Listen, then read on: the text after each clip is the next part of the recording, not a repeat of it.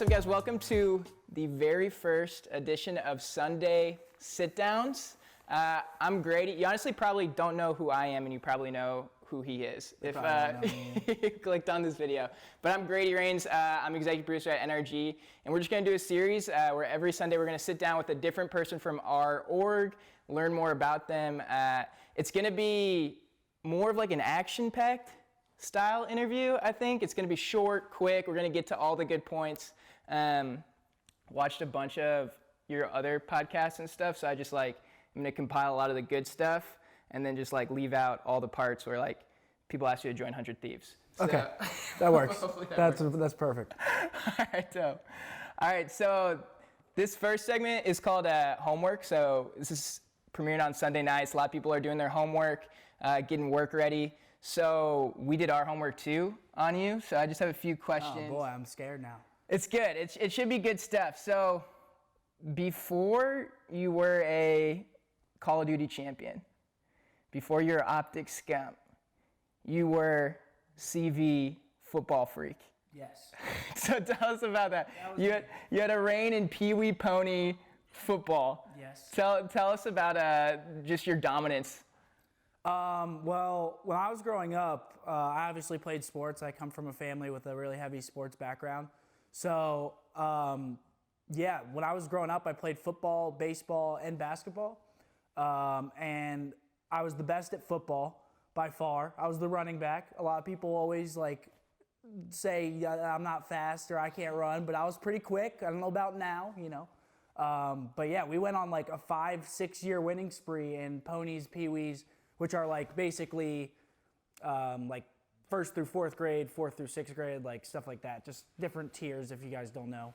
But yeah, we went on a 5-6 year winning streak of winning the Super Bowl. And I think when I played football, I lost one game in my 8 years growing up. It was one game, and I forget who it was against. But we lost one game, and we were nasty. Were you running back or quarterback? Running back. I was running back, and it's called monster, which is a weird term. It's not used everywhere in football, but it's basically like an outside linebacker. They hold contain on the run. They cover the flat for pass. You know me, but yeah, we were disgusting, and I was pretty good. But then I kind of fell off, moving into high school because everyone else was working out all the time, and they were actually prepping for high school football, and I really didn't.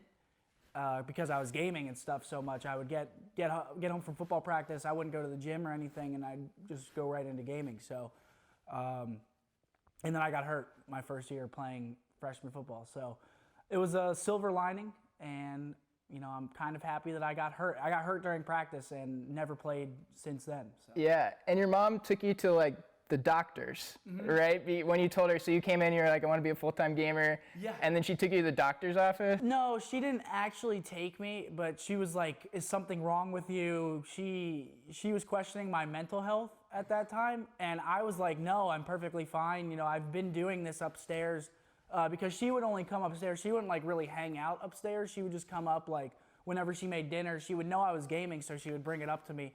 Thank you, love you, Mom. But she would bring it up to me while I was practicing, while I was scrimming and stuff, but she didn't really understand or see the broad or bigger picture at that time. So she was just not learnt, I guess, in eSports and all of that stuff. So she didn't know, and she thought that I was crazy for a little bit. But who's crazy now, Mom? Nah, she knows. She's really proud of everything that I've done and continue to do. So. It's awesome, yeah. I had a lot of support from her growing up after my first event win, and it's great to have. I never felt scared or pressured to not play. She always encouraged me to keep going, and she actually encouraged me to move to Chicago whenever I did instead of go to school. She said, school will always be there, and go try this. If it doesn't work, school will always be there, so there's no point to not try it. And I tried it, and here we are, so it's awesome. Yeah, you call her dude, right? Yeah. My mom's my best friend. I call her dude, man. Yeah, we have a really, really awesome relationship, me and my brother and her. So that's sweet. Yeah, it's awesome. She's great. All right, I got a really kind of inspirational quote, I would say. I think it's had a pretty big impact on your life. I got a gray kitty, white one, and a tabby two, and a big orange guy who puts snakes in my shoes. Mad MC skills leave you struck, and I roll with my kitties. I have one cat now. I used to have 4, but I love my cats. I'm allergic to them, but I love them. This is a quote from Bubbles, from Trailer Park Boys, really? when he's laying down the bars. Dude, and everyone always says I look like Bubbles, and I don't, because Bubbles like eyes are magnified in his glasses. He wears like fish hole glasses, and I don't look like that. But hey, whatever gets the people going. I'm fine being called Bubbles. He's the man. But you're a big TPT guy, right? Oh, or TP? Huge. I didn't know that was a quote from TPP. there, Yeah. but love my kitties. Awesome. And you're like kind of a freestyler yourself, I've heard, and you have a... Not so much anymore. Used to be pretty heavy in it, but not so much anymore. And you have a pretty, like, your shining moment is you had a pretty insane diss on your cousin Nick, right? Oh my gosh, yeah. So I was playing one night, and my brother and his friends were drunk in my room watching me play because, they were like, I was just sitting up there grinding, and here comes my brother and his friends. He's 7 years older than me, and he's like, yo, play for us. So I'm sitting in there, I'm yelling. It's 2 of his other friends, I think. And then my stepbrother, is it stepbrother, right? He comes in, and it was like 3 a.m, and I was yelling, and he was trying to sleep. He comes in, and I was like, yo, Nick, suck my dick. and he lost his mind. But it was hilarious. It's still like, my brother loves that. He still brings it up to this day. It was hilarious. He was really, really mad. And I'm like this 16-year-old kid, and he comes into my room. He's like right across the hall, and I'm like, yo, Nick, suck my dick. And it was hilarious. That's dope. Speaking of drinking, I want to know more about Spaceman. Spaceman, Yeah. my friend. Yeah. So Spaceman is my best friend from high school. His name's Craig. He's the absolute man. We've known each other for a long, long time, probably like 15 years at this point. But Spaceman Craig gets crazy. He's a drinker. There's some stories about him climbing trees and stuff, and Bars and... going to bars, causing trouble, climbing trees in his underwear at parties. He's the partier of the group, and I love him to death. He's a great guy. I used to play GB matches with him growing up, him and a few of my other friends. So, yeah, I have a lot of really awesome friends from back home, and I don't get to see them much, but they've come to some tournaments and stuff. And yeah, they're also very supportive. And growing up, people always ask me, they're like, were you bullied in high school because of the gaming thing? Yeah. And no, not really, because I grew up playing sports my whole life. So I was in with like the sports crowd and all the football players, and I was really good friends with all of them, and people assumed that I got bullied for this. And I was like, no, people loved me because of it, because it was so unique and different at the time that they were like, I would go like outside the house and people would be like, you're the gamer. Yeah. And I'm like, yeah, that's me. So it was really interesting, a really interesting dynamic growing up. And even my teachers knew, like when I would go to tournaments, my teachers would, I'd get back and they'd be like, how'd you do? How much money did you win? So it was really, really cool growing up. Everyone was super kind and really interested in what I was doing, just because no one had been doing it at that time. Yeah, that's sweet, man. Do you feel like you have a friend group that's like I feel like people have high school friend groups and then college friend groups and then they graduate and then they have other friend groups, but you went straight into gaming. So do you feel like you have high school friend groups and then do you have a gaming group of friends and then do you have like this new group of friends? Oh yeah, and I meet new friends all the time as well. I mean, it's just in the gaming community, you get linked up with people that, either you're working with or you're doing content with or you're playing against. There's a lot of different areas to make friends in. But no, yeah, my friends from high school are definitely like my guys, from back home. I've known them for 10 plus years, all of them. It's like a group of 9 of us that I'm really close with. But they're like the partiers, the college, kids that love to drink and love to go out and get, have a good time. And then my gaming friends are like more quiet. I mean, some of them aren't, but some of my gaming friends are more quiet and reserved. And it's just cool. I have a really broad group of friends and a lot of interesting people that I've met through this. And it's awesome, really. I mean, yeah, I have friends sweet. from London, I have friends from Ireland. It's like I have friends from all over the world, and to see their cultures, to see their just how they are as people. It's really interesting, and I never thought that, it would get this far, but I'm really thankful for a lot of the people I've met in this industry. That's sweet. So I found an old tweet, and you said, "Just got my laptop, about to quit COD for Starcraft 2." Yes. Was that real? Were you trolling? No, or? I was trolling, but I was really into Starcraft because that was one of the games on the MLG circuit with us.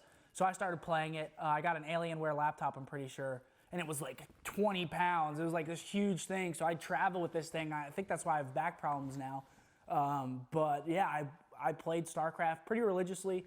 Not for a long time, probably like 3-4 months, but I was grinding that game. I thought it was really fun, a really different set of skills, and I like playing new games that like challenge me because, in Call of Duty, if I go into pubs, I'm just gonna smoke people. But like playing other games, I'm like not that great at them in the broad scheme of things. I'm still above average, I'd say, but it's just fun for me to play other games, and I played StarCraft for a little bit. I was absolutely horrible. That was probably the worst game that I've ever been at, just because it was so different. Like, I'd never played PC games or anything besides World of Warcraft before that, so I didn't really have the hand-eye coordination and muscle memory on the mouse and keyboard, so it was fun, though. I had a lot of fun playing. Kids are insane at that game. It's like you miss a millisecond decision, and they're already like... No, yeah, I didn't make it very far in that game. I got frustrated and pretty much quit. Yeah. Because people were just so good. And those people weren't even like that good, but they were so much better than me. Yeah. So it's like, I got frustrated. Yeah, another tweet. It's so funny you said that was 20 pounds because it was like right after it was like, just found out I can bring my laptop to Anaheim. Yes. Yeah, like lugging it around. Simpler times. For sure. But yeah, I was lugging that thing around, and again, it was a chore to lug around, but I did it because, I wanted to play World of Warcraft, Starcraft in my hotel room when I went to these events, So, yeah. That's dope. So you weren't a sniper in Optic, right? No. But you were obsessed with the sniper in Halo 2. Yes. So I've heard stories about you needing the sniper in your hands at all times in Halo 2. Yeah, I needed the sniper rifle. So I played Halo primarily with my brother's friends. And again, they're 7 years older than me. But I was the best out of all of them. I started playing the original Halo. My brother actually got the first Xbox for Christmas. And I was mind blown. I was like, this is awesome. And then I ended up taking it over from him. It was his present, but I ended up playing it like 3 times more than him. So we'd play split screen. We'd be talking online with his buddies, and we were playing like the ranked playlist and stuff, and I had to get the sniper because that was our best chance of winning. If I didn't get the sniper, we were losing games, so I was like, you got to give me the sniper. And one of his friends was pretty good with the sniper That's too. what I was going to say. I heard there's another friend who's good. Yeah, Grandpa Wes. So they still make jokes to this day. They're like, you got to give Seth the sniper. So it's crazy, how some of these things stick. But yeah, they know and knew to give me the sniper for the best chance of winning. Yeah, I was youngest by 7 years too, and all my cousins would come over and we'd system link it, and with like the router, and we had like the fan on it, so we'd be playing. I will always remember, and they'll always hold this to me. It was Blood Gulch 4v4. Back then, like 8 people in a game was like, what? You know what I mean? Like, this is so crazy. And we were Blood Gulch 4v4, and I have the flag because like I'm so young, I don't know how to do anything else. And both people have the flags, and I like look up and I like assassinate the guy protecting me, and then they came in, they returned the flag, and I don't think I've ever been more scared for my entire life. Hey, it got rowdy. It was very competitive. People took it very seriously. My brother's friends would get mad when we lost. It was definitely cutthroat in the early days of Halo. That's dope. And then I think I have 2 more things I just want to bring up that I think are pretty cool. Obviously, you're the youngest out of all your brothers and everything. And I heard, just one, okay. Yeah, and so I heard that you do have like one fear, and that's centipedes. You were traumatized. I hate them. So my brother, I actually said this at his wedding because I was best man or co-best man with his best friend. So we both gave speeches, and I said they would lock me in the basement for fun because just that's what brothers do. So I was terrified because our basement was finished. We lived in a 2-bedroom townhouse, and we had this big basement, and it was terrifying because there's so many centipedes down there, and there was this little closet down there, there was storage down there. So like me being a kid growing up, I was absolutely petrified of it because, I didn't know it could be down there. So they'd lock me down there, and there was dead centipedes everywhere. My mom would like bomb it like with the bug bomb every once in a while, and we'd have to like leave the house for a few hours. It was insane. You know, there was a lot of them, and I was terrified, and they were big. Yeah. But yeah, I don't really anymore, but probably just because I don't see them around here. But I had a very, very big fear. I still probably do of centipedes. I just don't see them enough to know. But yeah. It's good. No Don't centipedes like out in Texas. And then the last thing I want to talk about, I think this is a really cool story. You've talked about in other interviews too, I think. You were cut from your first pro team, Leverage Gaming, right? Is that how the kind of the story goes? The story of that was I was on TK, and I was begging them to drop me, actually. So I joined Leverage. I don't think I was cut from Leverage. I think I left. And I mean that in like a cool Michael Jordan was cut from his B team or whatever kind of way. I don't think I was ever cut. I'm pretty sure I left to go to Optic from Leverage. And then went into Apex NA for a little bit, and then we came back to Optic after that. So why are you shaking your head? So I don't like it to this day. Okay. Well, anyway, but yeah, I don't think I was cut. I was actually on TK, and we were about to go to Dallas, the first event, and I hated my team. I thought we sucked. I was really, really arrogant at that age, and I was kind of a diva. I mean, more so than now, which is kind of surprising. But I did not want to play with that team. I did not want to go to Dallas with them. And I was letting them know that. Like, I was telling them, like, I don't want to go with you guys. And I was saying that in the group chat. So I took a nap after school one day, and I woke up to being dropped from the team. So then I didn't have a team, and it was like a week out from Dallas, the first event. Yeah. So then my best friend at the time, Bobby, was on Leverage already. It's him, TP, and Aches. Okay. And he was already on the team. So he was like, yo, join us, because they knew I was good. They were like, join us. We'll pay for everything. Right. Go to Dallas. You know, everything will be fine. So I ended up joining them, and then played with them for that year, and then again left for Optic after that. So if it wasn't for Bobby, I don't know, how everything would have went. I don't know where I'd be. How old were you when that went down? Because I can't imagine That was in 2013. No, 2011. 2011. So I was what? 16, 15, 16, somewhere in that range. Because I can't imagine, it's kind of like what the Fortnite scene is right now with like all the trios switching around and stuff, because it's all these 15, 16-year-old kids, and then they're superstars. You know what I mean? It's a different time again. Fortnite, Boogo won $3 million, and how old is he, 16? Yeah. 17, something like that. So times are a lot different now. I mean, we went to Dallas, and I think we won $2,500 each for winning the event.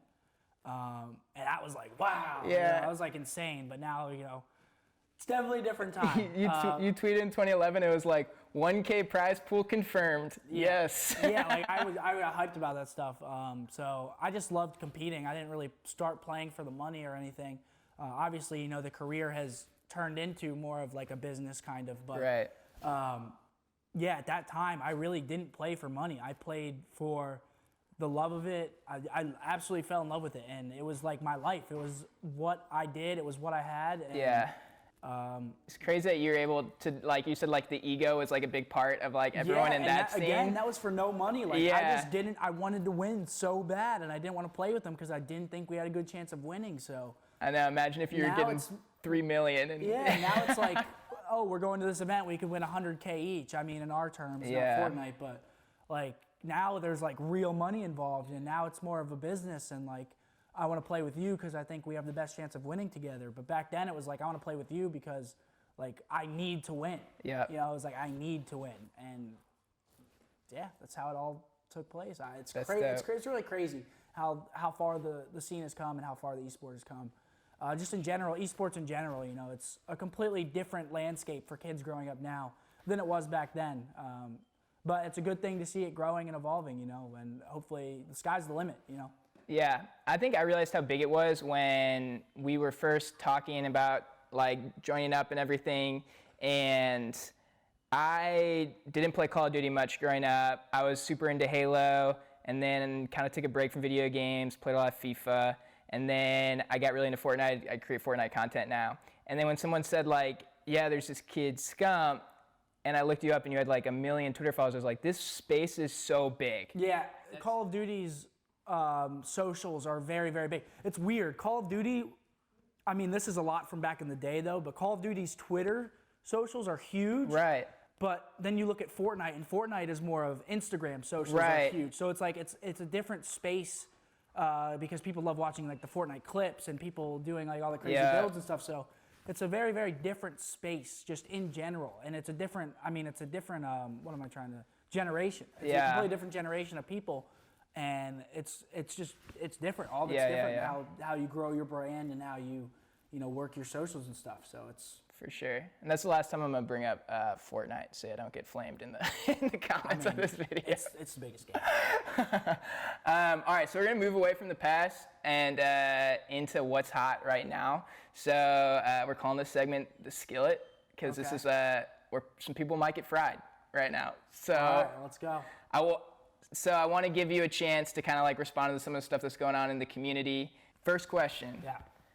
Do you think that you're going to get subtweeted this season every time Crimsix has a good practice?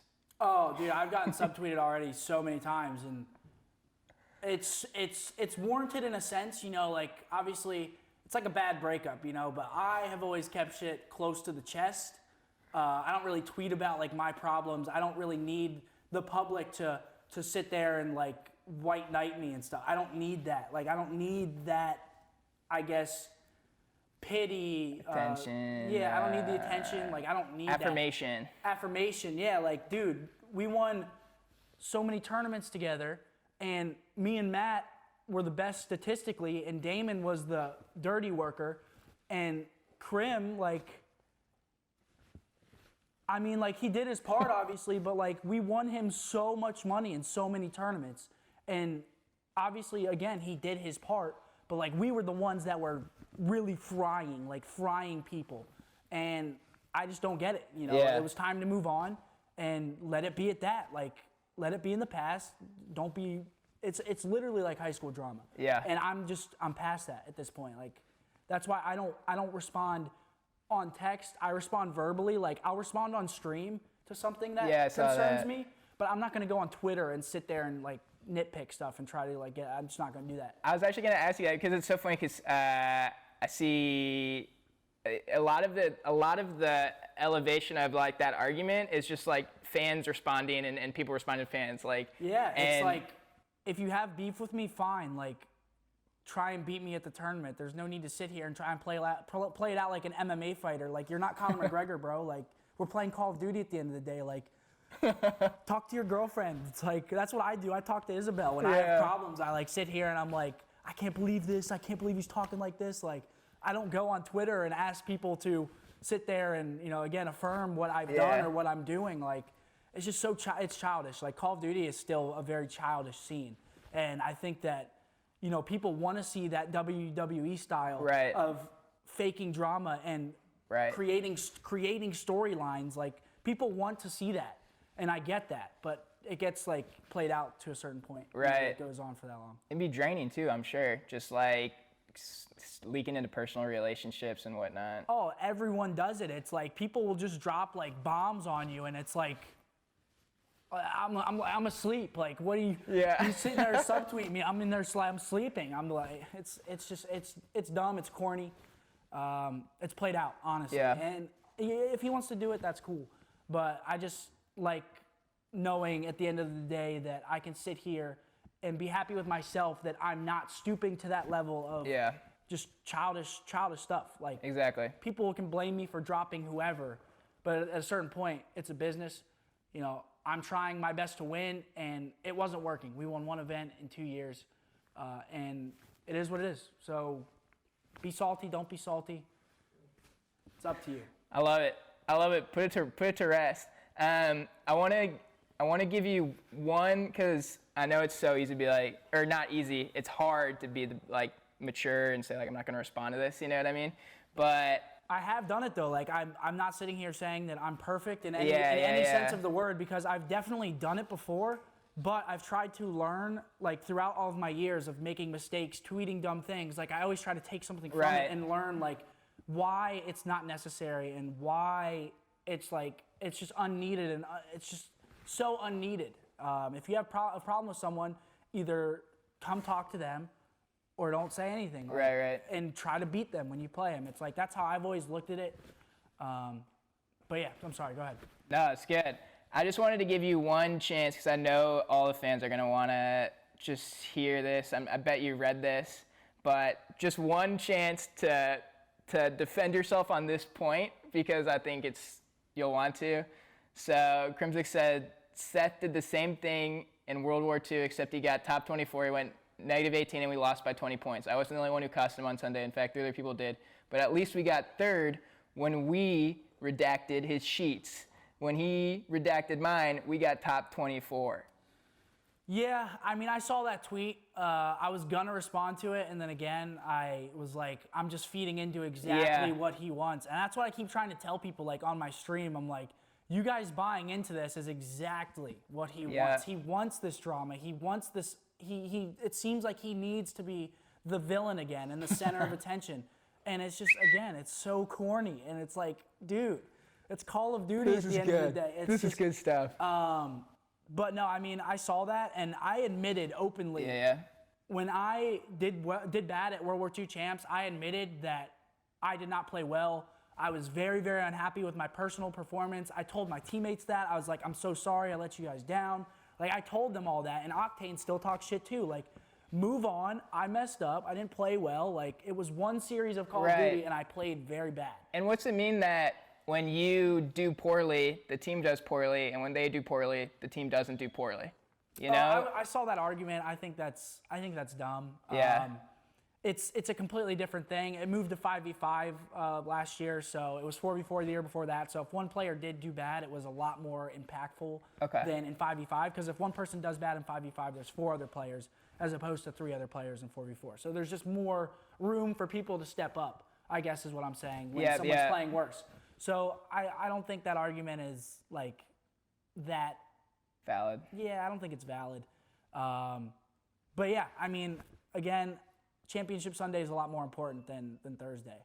I mean, obviously you want to progress in the tournament and make it further, but Championship Sunday is when, like, you win the ring or you lose the ring. It's like, that is ring day. It's like, I'm not excusing me playing bad on Thursday because it was still very, very important in the grand scheme of the tournament. Like, we still needed to advance. But, like, it's ring day, you know? Yeah. And I was the only one that played well, and I think a lot of people know that. And I'm not blaming just Crim. I haven't really blamed anyone particularly until they come out and start dissing me. Right. And once they start coming at me, then that opens my forum of like, okay, but you did this. So it's like, until I'm provoked, I try to stay low key about things and talk to people in the community about things, like my friends, like my teammates. I'm like, what is this? You know, I try to stay low key until provoked. And then I have to say something. And from this point on, I'm pretty much just going to go like quiet again. He can sit there and run his mouth. But again, it's corny. Love that. Yeah, it is. So, and he's 26 years old. I mean, you got to grow up. You know, like, you got to grow up. You're 26. Like, actually, think about that. 26, grown man, acting like that. I just don't get it. I really don't. But hey, different strokes for different folks. That's good. That's all good stuff. So let's move out of the skillet then, and we're just gonna finish. I think it's a good way to finish because we're gonna do the one-word game. And so I'm just gonna name one of these Call of Duty teams. We'll go through all of it, and you're just gonna respond like the word that comes to your mind about these one word? Call of Duty teams. One word. If you want to elaborate on it, you can. But also, if you just want to, we can just rapid fire through it if you want as well. All right. First one. Atlanta FaZe. Youthful and talented. Ooh. Florida Mutineers. Question mark. I don't even know what their full roster is right now. I'm pretty sure it's like a ragtag group. So I would say, question mark. I don't really know. The other mysterious Dark Sea team, Seattle Surge. Smart team. So I would say smart, calculated, with some good players. They're a good team. Cool. London Royal Ravens. Another young, talented, egotistical. They like to talk trash a lot. Not egotistical, but I guess like in a fun way, I guess. Yeah. I'm trying to think of a better word. I wouldn't say egotistical, but boastful. Yes. Proud. Proud, boastful, yes. But good. That's good. Los Angeles Gorillas. Another very prideful team. But they got my man Nato. Yeah, prideful, loud, arrogant. Yeah. Minnesota Rocker. I forget how to say that. Dark horse. I think that they have a weird comp, but they could be pretty good. Yeah. New York Subliners. I'm screwing up the name. Subliners. Veterans and friends. They're like a friendship group that made a team. Oh, like cool. Zuma, Attach, Donnie, Accuracy, Trey. You know, they're all like really good friends. So they made a team and they're all good. So that can work sometimes. What about Paris Legion? I don't know their roster. Toronto Ultra. 6th, 7th, 8th, 9th, 10th man. Holy cow. How is that dynamic going to work? They got 10 people on that team. They're the only team that maxed out their roster, I'm pretty sure. So we'll see how it works. It puts a lot of pressure on the starting players because, you know, there's people behind you that want it. So it's an interesting dynamic. But they have some veteran players, talented players as well. They're good. All right, I saved these three for last. First one, Optic Gaming. I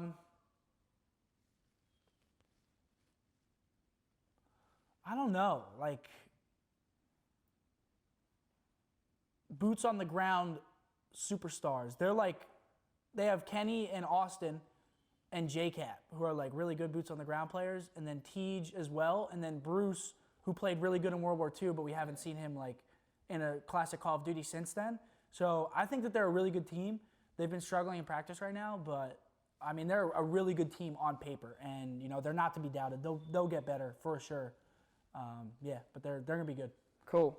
And well, do you think also? I was just gonna ask this real quick. I feel like a lot of people were expecting some sort of beef or drama between Optic and you guys, and it's weird because it feels like it's mostly between Empire and you guys. Well, yeah. Again, it's the narrative that Empire's trying to build. It's like I know Stroh's in their ears, like make a rivalry, make a rivalry, make a rivalry. Like I know Mike, he's doing that. He's literally telling them to talk trash. Yeah. So it's like I don't know. OGLA.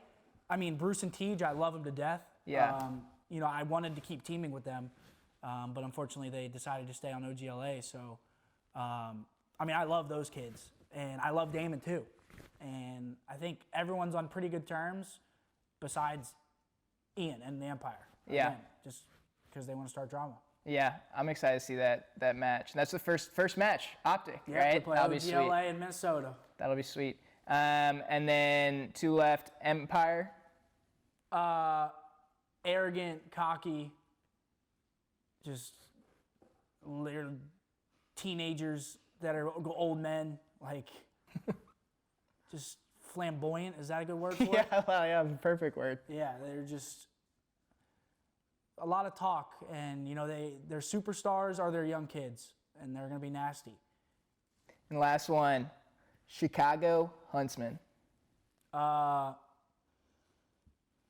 Hype, good vibes, fun team. Good looking. Good looking.